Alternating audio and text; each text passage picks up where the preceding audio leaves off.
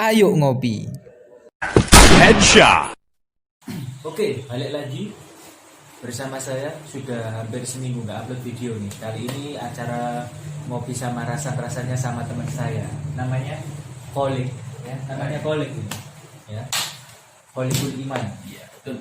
Bukan hero Mobile Legends yang baru ya, Kolik gitu. Kolik. Oke, kebetulan teman saya ini adalah seorang pendidik. Oke, pendidik. Ya, benar. Kita santai-santai aja, santai-santai aja. Oke. Speakernya. baru mulai. LOL. Ini tenaga pendidik. Oke, yang akan kita bahas hari ini ya. Saya mau tanya tentang pendapatnya ya. Kalian kan tahu, ya? Tahu. Sekolah libur, ya, bener kan? Sekolah libur. Mall dan tempat wisata dibuka. Sampai ada meme yang seperti ini loh, ya. Nanti saya tampilkan di tengah ini. Ada meme. Sekolah libur, mall dibuka, wisata dibuka. Nah, menurut pendapat seorang tenaga pendidik ini gimana? Gini ya, kalau menanggapi hal tersebut, mungkin serasanya tuh gak seimbang atau gak sebanding. Karena apa? Kenapa mall yang banyak orang, bahkan kalau di sekolah itu siswa itu kan bisa jaga jarak. Contohnya dari bangkunya saja pun sudah jaga jarak kan. Kalau di mall, kalau kita sedang memilih baju, itu kan semua orang kan berkerumun. Nah, itu juga pasti belum tentu dari salah satu itu tidak ada yang terindikasi COVID. Nggak ada yang tahu kalau dari salah satu itu dari positif gitu. Iya, maksudnya itu belum tentu ada yang tahu apakah di situ ada yang kena atau tidak. Apalagi kalau di pendidikan ya, di pendidikan seumpama siswa ketika dimasukkan pasti dia kan harus ada rapid test. Masa sih? Iya. Di sekolah-sekolah itu kalau siswa baru masuk ada rapid test juga.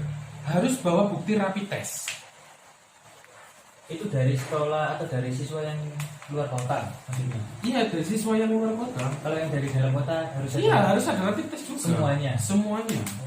Jadi ke sekolah membawa bukti rapid test itu, lalu di sekolah juga nanti ada protokol tersebut, dicek suhu, lalu cuci tangan, pakai masker, ya kadang lewat yang jod itu desinfektan.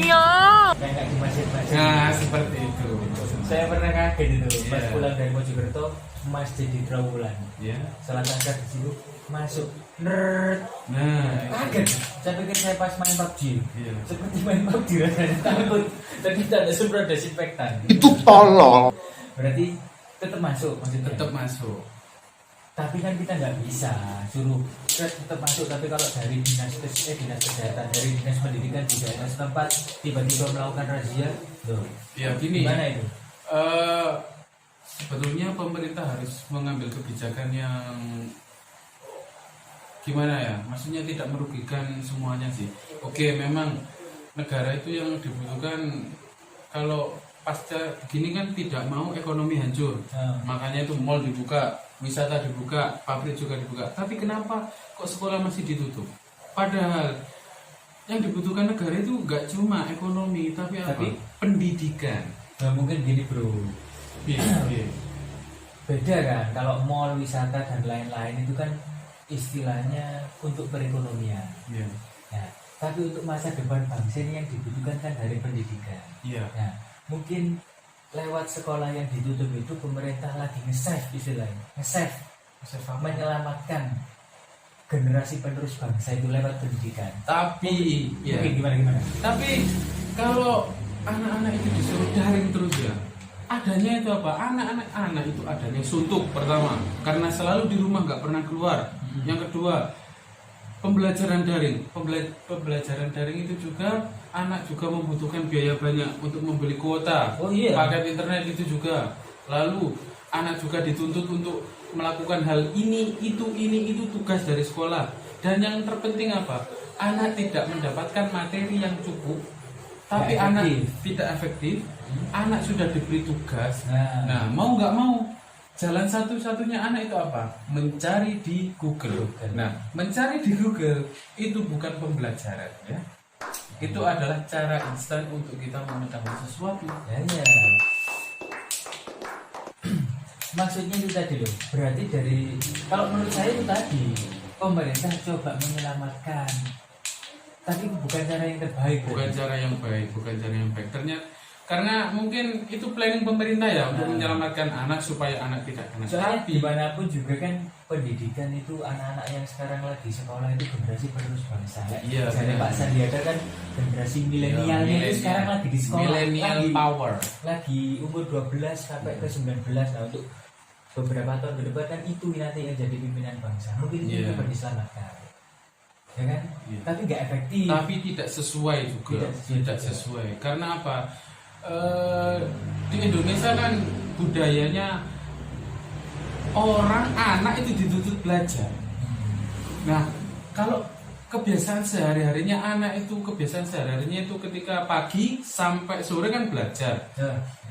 Tapi kalau sekarang pasca corona ini anak itu hanya bangun tidur, mandi, makan, buka HP, lalu belajar daring itu tadi, browsing, setelah itu tidur lagi.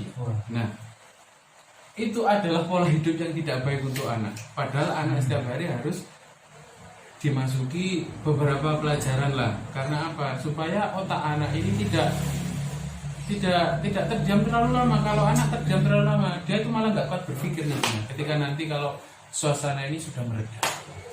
Iya. Psikologisnya nanti terganggu misalnya pasti. Sosialnya itu nggak ada. Sosialnya nggak ada. Belajarnya juga di tempat tidur sambil rebahan. Kalau rebahan memang tahun 2020 nih. Iya, tapi kan cocok. iya. Ayo ngopi. Headshot.